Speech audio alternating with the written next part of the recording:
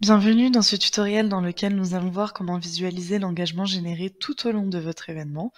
Comme vous le savez, chez Oui, nous cherchons réellement à vous transmettre toutes les données possibles pour que vous puissiez analyser la fréquentation sur nos différentes solutions ou encore mesurer votre retour sur investissement.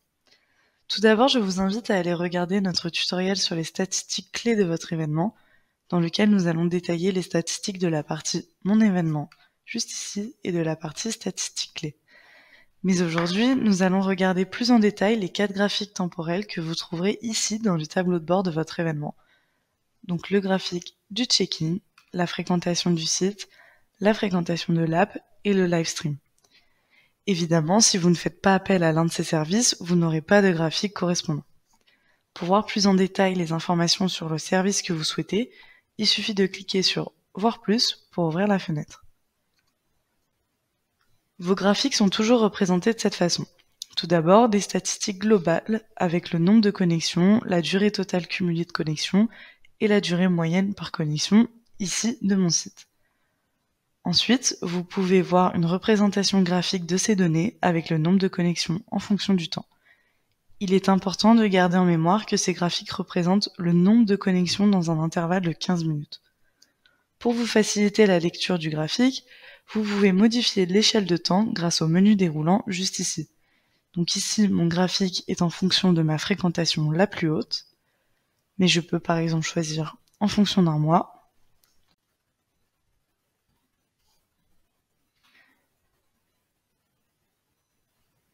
Et voilà, donc j'ai bien mon graphique en fonction de mon mois d'avril. Sur vos graphiques, vous remarquerez différentes informations. Ici, par exemple, j'ai la fréquentation en bleu, les inscriptions en vert et les campagnes de mails que vous avez envoyées en orange. Ces données récoltées vous permettent par exemple de voir l'impact d'une campagne de mailing sur le nombre d'inscriptions qui suit. Si vous souhaitez avoir la valeur exacte d'un point sur le graphique, il suffit simplement de cliquer dessus. Par exemple ici, j'ai une campagne qui a été envoyée à 25 personnes qui a généré une fréquentation de 25. Ou par exemple ici, une fréquentation de 14. Vous pouvez épurer votre graphique en ne gardant que les données qui vous intéressent. Pour cela, il suffit de filtrer en cliquant sur les légendes que vous ne souhaitez plus voir. Par exemple, voilà, ici j'ai bien mes inscriptions, mes campagnes et j'ai enlevé ma fréquentation. Il est aussi possible de récupérer le graphique en fonction des filtres que vous avez appliqués ou de la période choisie. Donc pour télécharger le graphique, on clique simplement ici. Avoir le graphique en format PNG directement peut être très utile lorsque vous présentez les résultats de l'événement, par exemple. Enfin, vous avez la possibilité de récupérer le fichier Excel des utilisateurs uniques, c'est-à-dire la liste des personnes qui se sont connectées au moins une fois au site, à l'application ou au live stream, par exemple.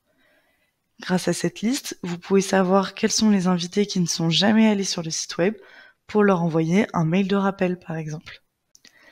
Et voilà, merci à vous d'avoir suivi cette vidéo pour vous aider à mieux comprendre les graphiques disponibles qui vous permettent d'interpréter plus facilement l'ensemble des données récoltées et mesurer l'engagement généré par votre événement. Évidemment, n'hésitez pas à faire appel à un expert eWeEvent pour toute question supplémentaire.